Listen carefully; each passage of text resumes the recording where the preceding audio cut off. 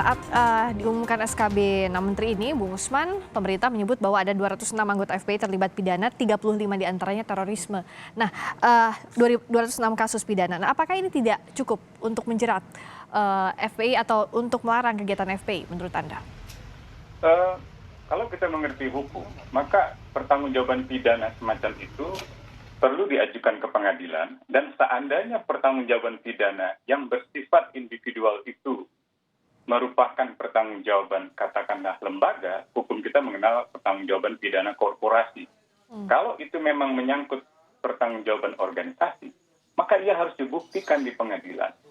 Dan di pengadilan itulah keputusan itu dibuat. Jadi tidak cukup untuk mengatakan ada sekian anggota dari FPI yang terlibat pidana, apalagi dengan mengatakan sudah dipidana misalnya. Kalau sudah dipidana berarti sudah dimintai pertanggungjawabannya.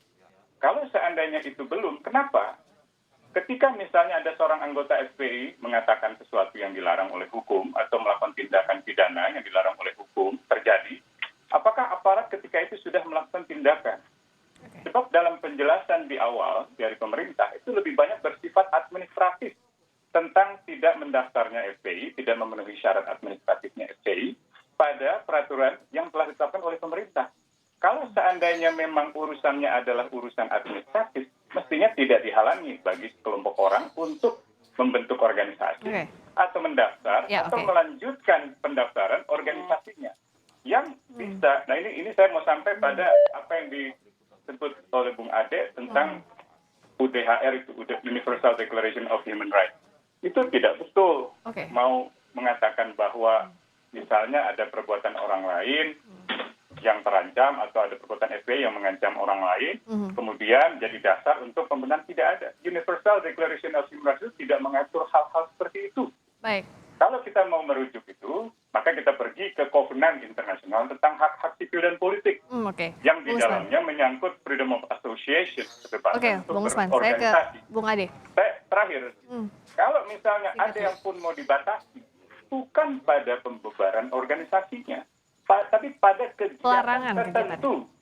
Dan bukan hanya kegiatan, tetapi kegiatan yang misalnya membawa hasutan perang, atau hasutan melakukan kekerasan, atau kebencian berdasarkan agama, ras, suku, dan lain sebagainya. Jadi saya kira harus dipahami secara utuh, nggak bisa sepenggal-sepenggal. Bung Ade. Ya. Silakan tadi tanggapan dari Bung Usman, kita kan harus secara utuh. Ya, kurang utuh apa sih? Enggak, menurut saya Bung Usman tahu persis apa yang saya maksud, cuman ya kan harus kelihatan berdebat, gitu, berargumen. Enggak, udah jelas lah. Universal Declaration of Human Rights itu bicara human rights, dan itulah yang dijadikan rujukan dari covenant-covenant yang kemudian jadi turunannya ya. Tapi yang intinya adalah dari itu semua adalah pertama-tama kayak kitab babonnya itu, kayak kitab sucinya adalah deklarasi Universal Human Rights. Siapapun yang belajar tentang Universal Declaration of Human Rights tahu kok itu ada pasal itu. Nah, dalam hal ini saya setuju sih untuk mengatakan bahwa ya mau 2.000 orang kayak mau 3.000 orang anggota FPI pernah melakukan tindakan pidana, itu bukan alasan untuk menyebabkan FPI bisa ditutup ya. Yang buat saya, makanya yang saya sebut lebih mendasar adalah dia ini sebagai institusi sebetulnya visi dan misinya saja, ADART-nya saja udah against demokrasi, against hak asasi manusia, against Indonesia ya. Jelas-jelas dengan mengatakan bahwa mereka akan memperjuangkan syariat Islam secara kafah di bawah khilafah, itu saja udah salah ya. HTI dibubarkan karena itu, maka FPI pun dibubarkan karena itu. Tapi lebih buruk dari HTI, FPI ini adalah sebuah organisasi yang memang secara kasat mata, secara sangat jelas dan tidak malu-malu dan secara terbuka dinyatakan oleh para pimpinannya bersedia melakukan kekerasan terhadap semua pihak yang berbeda pandangan dengan dia ya. Misalnya ketua FPI Sobri Lubis itu pernah mengatakan bahwa Ahmadiyah itu halal darahnya berulang-ulang, dan itu memang bukan lagi terkesan sebagai pernyataan orang per orang, tapi sebagai organisasi memang FPI itu melakukan beragam kekerasan. Buat saya sebagai anggota masyarakat, saya sih mau basis legalitas atau apapun, ya memang kalau si organisasi itu bisa ditutup, organisasi semacam ini bisa ditutup, dilarang aktivitasnya, dan organisasi lain akan belajar, akan ada efek jera bahwa tidak boleh ada penindasan terhadap minoritas, tidak ada penindasan terhadap orang yang berbeda keyakinan, tidak ada penindasan terhadap orang yang berbeda pendapat, agar orang belajar bahwa Indonesia tidak menerima itu semua, maka itu sudah cukup.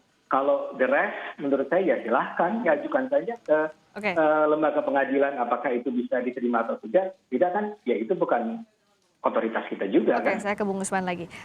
Tadi soal sikap masyarakat, ada juga masyarakat yang terganggu kegelisahan soal sikap intoleransi dan juga soal berbasis kebencian agama. Terkait hal itu yang juga disampaikan oleh pemerintah, Bung Usman melihatnya seperti apa kalau kita berbicara soal hak? Ya itu yang harus diajukan ke pengadilan. Kalau kepolisian negara punya alat bukti, diajukan ke jaksa. Jaksa diajukan ke pengadilan. Pengadilan membuktikan apakah benar. Sehingga pemerintah tidak menyimpangi kekuasaannya. Nah kalau seandainya itu hanya berdasarkan pernyataan-pernyataan pihak, terkesan pemerintah beserta para pendukungnya malas untuk menggunakan mekanisme hukum. Nah, penyimpangan demokrasi itu seringkali terjadi karena pemimpin malas untuk berurusan dengan kompleksitas hukum, kompleksitas alat bukti, kompleksitas saksi, keterangan ahli, bukti forensik, tempat kejadian perkara. Jadi hal-hal semacam itu yang saya kira diperlukan.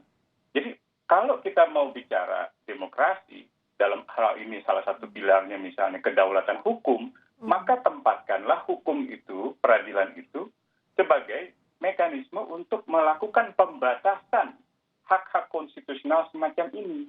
Kalau kembali ke Deklarasi Universal itu cuma 2 ayat di situ. Yang pertama tentang bahwa setiap orang punya hak untuk berorganisasi atau berkumpul secara bebas, secara damai. Dan yang kedua, setiap orang tidak boleh dipaksa. Nah, itu tidak ada urusannya misalnya boleh dibatasi. Yang disebut pembatasan itu pun nantinya di dalam general comment, dalam komentar umum PBB itu ada tafsirnya. Apa yang disebut sebagai mengganggu moralitas publik. Nggak bisa sekedar moralitas sepihak. Apa yang disebut sebagai ancaman kepada hak orang lain. Nggak bisa yang sekedar katanya, potensinya, pasti akan. Nggak bisa. Tapi harus ada imminent danger. Harus ada bahaya yang nyata. Jadi ketika misalnya tadi disebut-sebut nama anggota FPI, misalnya yang menyebutkan katakanlah halal darahnya Ahmadiyah, apakah aparat negara saat itu mengambil tindakan hukum? Kalau tidak, kenapa? Dan kenapa baru sekarang? Jadi di antara sekian banyak serangan terhadap katakanlah gereja atau terhadap minoritas atau melakukan pengerusakan atau ujaran-ujaran kebencian, kenapa selama ini tidak banyak tindakan yang secara tegas dilakukan oleh pemerintah? Bahkan beberapa petinggi pemerintah seringkali berhubungan mesra, bahkan mendatangi ikut acara FPI. Gitu. Jangan-jangan lebih karena dalam tahun-tahun terakhir FPI sudah menjadi kekuatan politik yang signifikan. Sehingga dianggap sebagai ancaman politik ketimbang ancaman terhadap kelompok minoritas. Jadi kita harus bedakan mana yang diancam. Apakah minoritas agama, minoritas yang gender. Kalau itu buktikan. Tapi kalau misalnya itu yang dimaksud dengan bukan itu, saya curiga jadi kepentingan partisan dari pemerintah. Jadi apakah ada kepentingan partisan? Tapi tadi yang Bung Usman garis bawahi kan soal ada langkah hukum yang di-skip dalam proses ini, Bung Ade. Ya itu kan semua tinggal diserahkan, diajukan aja, di-appeal ke pengadilan, nggak tahu di level mana itu. Ya selesai, kalau cuma itu masalahnya kan, bahwa ini sebenarnya prosedur hukumnya ada yang dilanggar, ya selesai. Tapi kalau menurut saya, kan yang lebih penting yang substansi. Dan saya nggak tahu apakah kita membaca Universal Declaration of Human Rights yang sama. Kalau saya sih baca di pasal 28 ayat 28, pasal 28 ayat 2 itu jelas ada kalimat yang mengatakan bahwa si kebebasan orang itu bisa dibatasi. Bung, nah, tidak ada. Dalam UDHR nggak ada ayat 2-nya pasal 28. Ada. Jangan ngarang-ngarang. Anda yang ngarang-ngarang. Anda itu ayat 2 nggak ada. Ada. Saya agak prihatin nih kalau dari Amnesty International bahkan nggak baca 28. Oke, tapi kita nanti aja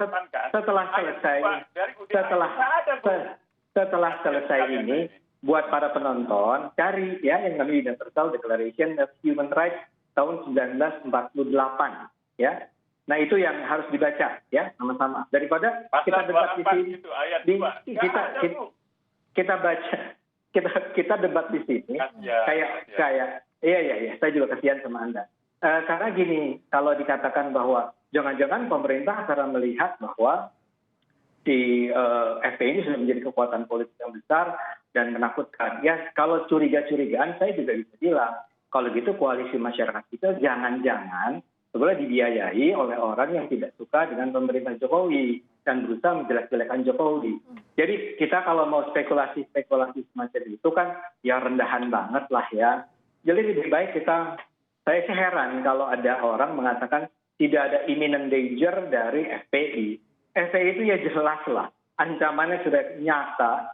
Kita bikin pertanyaan pada siapapun, orang akan bilang bahwa FPI itu memang bisa ngancem, malakin orang-orang, menyerang, membunuh FPI, menyeruakan, dengar saja Rizik menyatakan revolusi. Rizik menyatakan jangan sampai saja yang dipersoalkan.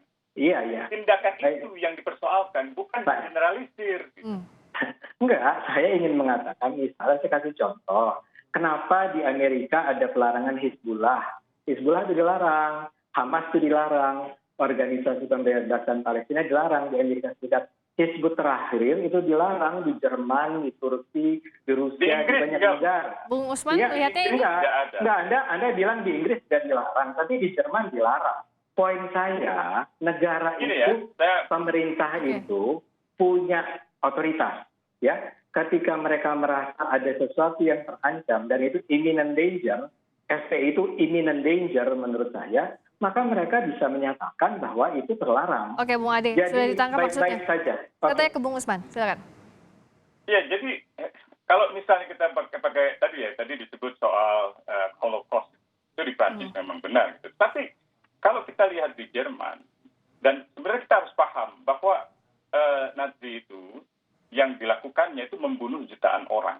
Dengan demikian kita bisa mengerti mengapa orang Eropa atau hukum Eropa seperti di Prancis misalnya melarang seperti itu. Tapi setiap kali ada usaha untuk membubarkan sebuah organisasi atas alasan apapun, itu diajukan ke pengadilan.